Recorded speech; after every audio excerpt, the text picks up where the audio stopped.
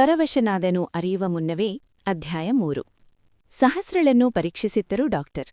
ಅವರು ಇಂಜೆಕ್ಷನ್ ಹಾಕುವಾಗ ಅವಳಿಗೂ ಎಚ್ಚರವಾಗಿತ್ತು. ಮೆಲ್ಲಗೆ ಕಣ್ಣ ತೆರೆದು ಅವರನ್ನೇ ನೋಡಿದಳು. ಹೇಗಿದ್ದೀಯ Sahasra? How you feeling now? ಕೇಳಿದರು ಡಾಕ್ಟರ್. ತನಗೆ ಜ್ವರ ಬಂದಿದ್ದಾಗ ಹಿಂದಿನ ಕಾರಣ ಅವರಿಗೆ ತಿಳಿದುಬಿಟ್ಟರೆ ಎಂದು ಭಯದಲ್ಲಿ ಜೋರಾಗಿ ಹೊಡೆದುಕೊಳ್ಳತೊಡಗಿತು ಅವಳ ಹೃದಯ. ಐ ಆಮ್ ಫೈನ್ ಡಾಕ್ಟರ್ ಎಂದಳು ಮೆಲ್ಲಗೆ.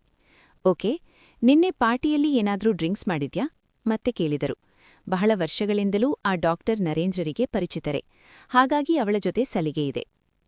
ಹಾಂ, ಅದು ಡಾಕ್ಟರ್, ಸ್ವಲ್ಪ ಕುಡಿದಿಂದೆ, ಫಸ್ಟ್ ಟೈಮ್ ಕುಡಿದಿದ್ದಕ್ಕೆ ಹೀಗಾಗಿರ್ಬೇಕು ಎಂದು ತಡವರಿಸಿದಳು ಹುಡುಗಿ.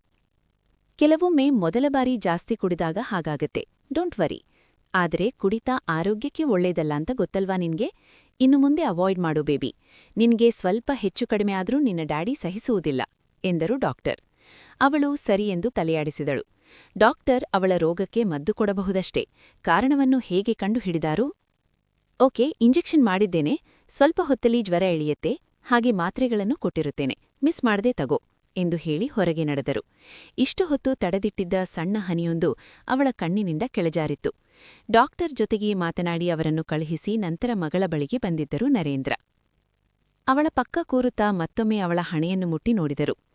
ಡಾಕ್ಟರ್ ಹೇಳಿದ್ದಾರೆ ಸಹ, ಜ್ವರ ಇಳಿಯುತ್ತಂತೆ, ನೀನು ಸ್ವಲ್ಪ ಹೊತ್ತು ಮಲಗಿ ರೆಸ್ಟ್ ಮಾಡು, ಅಷ್ಟರಲ್ಲಿ ನಾನು ಅಡುಗೆ ರೆಡಿ ಮಾಡುತ್ತೇನೆ, ಊಟ ಮಾಡಿ ಮಾತ್ರೆ ತೆಗೆದುಕೊಳ್ಳುವಿಯಂತೆ ಎಂದರು ಅವಳ ತಲೆ ನೇವರಿಸಿ. ಅವಳಿಗೆ ಅವರ ಮುಂದೆ ಮಾತನಾಡುವುದಕ್ಕೂ ಹಿಂಜರಿಕೆ. ತಾನು ಮಾಡಿರುವ ತಪ್ಪು ಪದೇ ಪದೇ ನೆನಪಾಗುತ್ತದೆ. ತಂದೆ ಅದೆಷ್ಟೇ ಪ್ರೀತಿ ತೋರಿದರೂ ಕೂಡ ಇಂತಹ ಸೂಕ್ಷ್ಮ ವಿಚಾರಗಳನ್ನು ಅಮ್ಮನೊಂದಿಗೆ ಮಾತ್ರವೇ ಹಂಚಿಕೊಳ್ಳಲು ಸಾಧ್ಯ. ಆದರೆ ಅವಳಿಗೆ ಅಮ್ಮ ಇಲ್ಲ. ಸಹ, ಬೆಳಿಗ್ಗೆಯಿಂದ ನೋಡುತ್ತಿದ್ದೇನೆ, ನೀನು ತುಂಬ ಡಿಸ್ಟರ್ಬ್ ಆಗಿರುವಂತೆ ಕಾಣುತ್ತಿದ್ದೀಯ. ಏನಾಯ್ತು ಮಗಳೇ? ನನ್ನ ಜೊತೆಯೂ ಹೇಳುವುದಿಲ್ಲವಾ? ಹಾಗೇನೂ ಇಲ್ಲ ಅಪ್ಪ, ಕಾಲೇಜ್ ಮುಗೀತು, ಇನ್ನೂ ನಮ್ಮ ದಾರಿ ನಾವು ನೋಡಿಕೊಳ್ಳಬೇಕು. ಫ್ರೆಂಡ್ಸ್ ಯಾರೂ ಮೊದಲಿನಂತೆ ಮಾತಿಗೆ ಸಿಗೋದಿಲ್ಲ, ಅದಕ್ಕೆ ಸ್ವಲ್ಪ ಬೇಜಾರಾಗಿದ್ದೆ ನಾನು ಎಂದಳು. ಎಲ್ಲರ ಬದುಕಿನಲ್ಲೂ ಆ ಘಟ್ಟ ಬರಲೇಬೇಕು ಅಲ್ವಾ ಮಗಳೇ? ಕಾಲೇಜ್ ಮುಗಿದು ಕೆಲಸ ಹುಡುಕ್ತಾ ಅವರ ಲೈಫಿನಲ್ಲಿ ಬ್ಯುಸಿಯಾಗುತ್ತಾರೆ, ಯೋಚನೆ ಬೇಡ. ನೀನು ಕೆಲಸ ಮಾಡುವ ಕಡೆ ಮತ್ತೆ ಒಳ್ಳೆ ಕೊಲೀಗ್ಸ್ ಸಿಗ್ತಾರೆ ಎಂದವರು ಅವಳಿಗೆ ಧೈರ್ಯ ತುಂಬುವಲ್ಲಿ ಎಂದೂ ಸೋಲುವುದಿಲ್ಲ. ಆಯ್ತು, ನೀನು ರೆಸ್ಟ್ ಮಾಡು, ತರಕಾರಿ ಖಾಲಿಯಾಗಿದೆ, ಅಷ್ಟರಲ್ಲಿ ನಾನು ಮಾರ್ಕೆಟ್ಗೆ ಹೋಗಿ ತಂದುಬಿಡುತ್ತೇನೆ ಎಂದರು. ಅವಳು ತಲೆದೂಗಿದಳು. ಅವರು ಮಾರ್ಕೆಟ್ಗೆಂದು ಹೊರಹೋದ ಬಳಿಕ ತಕ್ಷಣ ತನ್ನ ಗೆಳತಿಗೆ ಕರೆ ಮಾಡಿದ್ದಳು. ಅವಳ ಕರೆಗಾಗಿಯೇ ಕಾಯುತ್ತಿದ್ದ ಸಿಂಧು ತಕ್ಷಣ ಕಾಲ್ ರಿಸೀವ್ ಮಾಡಿ, ಸಹ, ಎಲ್ಲಿದ್ದೀಯಾ ನೀನು? ನಿನ್ನೆಯಿಂದ ಎಷ್ಟು ಸಲ ಕಾಲ್ ಮಾಡಿದ್ದೇನೆ ಗೊತ್ತಾ? ಸ್ವಿಚ್ ಆಫ್ ಬರ್ತಿದೆ, ಎಲ್ಲಿಗೆ ಹೊರಟೋಗಿದ್ದೆ ಎಂದು ಒಂದೇ ಉಸಿರಿಗೆ ಕೇಳಿದ್ದಳು. ಅವಳ ದನಿ ಕೀಳುತ್ತಿದ್ದ ಹಾಗೆ ಬಿಕ್ಕಿ ಬಿಕ್ಕಿ ಅತ್ತುಬಿಟ್ಟಳು ಸಹಸ್ರ. ಗಾಬರಿಯಾಯಿತು ಸಿಂಧುಗೆ. ಸಹ, ಏನಾಯ್ತು? ಪ್ಲೀಸ್ ಕಣೆ, ಹೀಗೆ ಅಳಬೇಡ, ನನಗೆ ಗಾಬರಿಯಾಗತ್ತೆ, ಏನಾಯ್ತು ಅಂತ ಸರಿಯಾಗಿ ಹೇಳು ಎಂದಳು ಸಿಂಧು. ಸಿಂಧು, ನಾನು ಮೋಸ ಹೋದೆ, ಐ ಸ್ಲೆಪ್ಟ್ ವಿತ್ ಸಮ್ವನ್.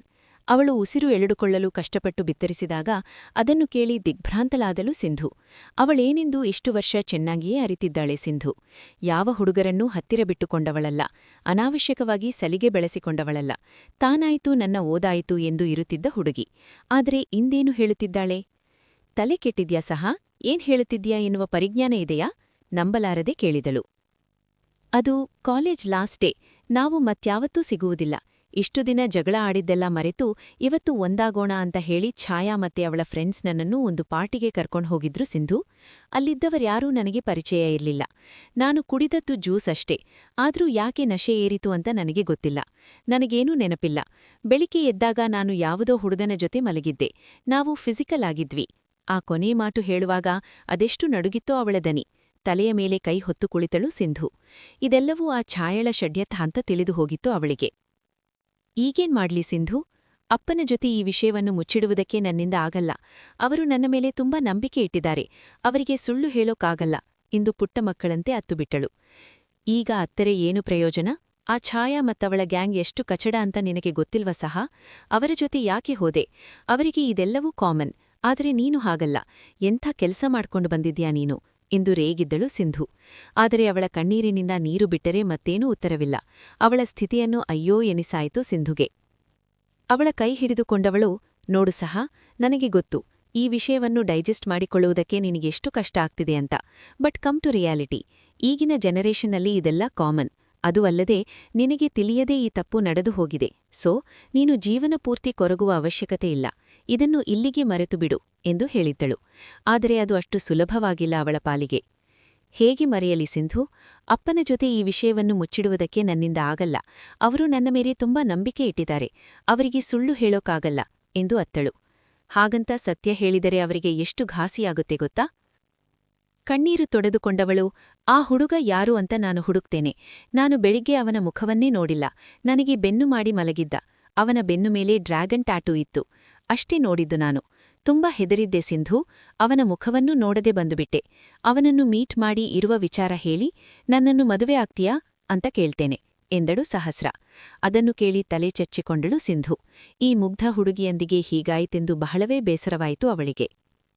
ದಡ್ಡಿ ಹಾಗೆ ಮಾತಾಡ್ಬೇಡ ಸಹ. ಮುಖವನ್ನೇ ನೋಡಿಲ್ಲ ಅಂತೀಯ, ಮತ್ತೆ ಹೇಗೆ ಹುಡುಕ್ತೀಯ? ಅದು ಬಿಡು, ಅವನು ಗೂಂಡಾನೋ ಲಫಂಗಾನೋ ಕುಡಿಕಾನೋ ಆಗಿದ್ರೆ ಆಗಲೂ ಅವನನ್ನೇ ಮದುವೆ ಆಗ್ತೀಯಾ? ಸ್ವಲ್ಪ ಪ್ರಾಕ್ಟಿಕಲ್ ಆಗಿ ಯೋಚನೆ ಮಾಡು. ನಾನ್ ಹೇಳಿದಷ್ಟು ಮಾಡು ಸಹ. ಈ ವಿಷಯವನ್ನು ಇಲ್ಲಿಗೆ ಬಿಡು. ಹೇಳ್ತಿದ್ದೇನಲ್ಲ, ಈಗಿನ ಕಾಲದಲ್ಲಿ ಇದೆಲ್ಲ ಕಾಮನ್. ಇದಕ್ಕೋಸ್ಕರ ನಿನ್ನ ಜೀವನ ಹಾಳ್ಮಾಡಿಕೊಳ್ಳಬೇಡ ಎಂದು ಅವಳ ಕಣ್ಣೀರು ತೊಡೆದು ಸಮಾಧಾನ ಮಾಡಿದ್ದಳು. ಆದರೆ ಮಾನ ಮರ್ಯಾದೆಯೇ ಉಸಿರು ಎಂದುಕೊಂಡು ಬೆಳೆದ ಆ ಹುಡುಗಿಗೆ ಆ ಘಟನೆಯನ್ನು ಮರೆತು ಬಿಡುವುದು ಅಷ್ಟು ಸುಲಭವಾಗಿತ್ತೇನೋ? ಒಳಗೊಳಗೆ ಅದೆಷ್ಟು ನೋವುಣ್ಣಬೇಕೋ ಹುಡುಗಿ. ರೂಮಿಗೆ ಬಂದವನು ಶರ್ಟ್ ಪಿಚ್ಚಿ ಕತ್ತಿನ ಮೇಲಾಗಿದ್ದ ಗಾಯಕ್ಕೆ ಔಷಧಿ ಹಚ್ಚಿಕೊಳ್ಳತೊಡಗಿದ. ಆ ಚಿಂಪಾಂಜಿ ಹುಡುಗಿ ಸಿಕ್ಬೇಕಿತ್ತು ನನ್ ಕೈಗೆ. ಅಬ್ಬಾ, ಎಷ್ಟು ಗಾಯ ಮಾಡಿದಾಳೆ! ಅದೇನು ಉಗುರೋ ಅಥವಾ ಹುಲಿಯ ಪಂಜಗಳೋ ಎಂದು ತಂತಾನೆ ಗೊಣಗುಕೊಳ್ಳುತ್ತಾ ಕನ್ನಡಿಯ ಮುಂದೆ ನಿಂತು ಔಷಧಿ ಹಚ್ಚಿಕೊಳ್ಳುತ್ತಿದ್ದ ಆಯುಧ್. ಅಷ್ಟರಲ್ಲಿ ಬಾಗಿಲು ತಳ್ಳಿಕೊಂಡು ಒಳಗೆ ಬಂದಿದ್ದರು ವಿನಾಯಕ್. ಅವರನ್ನು ಕಂಡರೂ ಕಾಣದವರಂತೆ ತನ್ನ ಕೆಲಸ ಮುಂದುವರಿಸಿದನು. ಅವರ ಮೇಲಂತೂ ಎಷ್ಟು ಸಿಟ್ಟಿದೆಯೋ ಹುಡುಗನಿಗೆ. ಏನ್ಮಾಡ್ತಿದ್ಯಾ ಆಯು? ಹಿಂದಕ್ಕೆ ಕೈಕಟ್ಟಿ ಕೇಳಿದರು. ದೇಹದ ಮೇಲಾಗಿರುವ ಗಾಯವನ್ನು ಔಷಧಿ ಹಾಕಿ ಸರಿಮಾಡುತ್ತಿದ್ದೇನೆ. ಹೀಗೆ ಮನಸ್ಸಿನ ಗಾಯಕ್ಕೂ ಔಷಧಿ ಇದ್ದಿದ್ದರೆ ಚೆನ್ನಾಗಿರುತ್ತಿತ್ತು ಎಂದನು ಬೇಕೆಂದೆ. ಹೇಗೆ ಗಾಯ ಮಾಡಿಕೊಂಡೆ? ಇದೆಲ್ಲ ಸ್ವೀಟ್ ವೆಲ್ಸ್, ನಿಮ್ಗೆ ಅರ್ಥವಾಗುವುದಿಲ್ಲ ಬಿಡಿ. ನಿನ್ನೆ ನನ್ನ ಜೊತೆ ರಾತ್ರಿ ಕಳೆದ ಹುಡುಗಿ ಸ್ವಲ್ಪ ವೈಲ್ಡ್, ಸೋ ಎಂದವನ ಮಾತು ಕೇಳಿ ಮುಜುಗರವಾಯಿತು ಅವರಿಗೆ. ಇದೆಲ್ಲ ಬಿಡುವಂತ ಎಷ್ಟು ಸಲ ಹೇಳಿದ್ದೇನೆ ನಿನಗೆ ಎಂದರು ತುಸುಕೋಪದಲ್ಲಿ.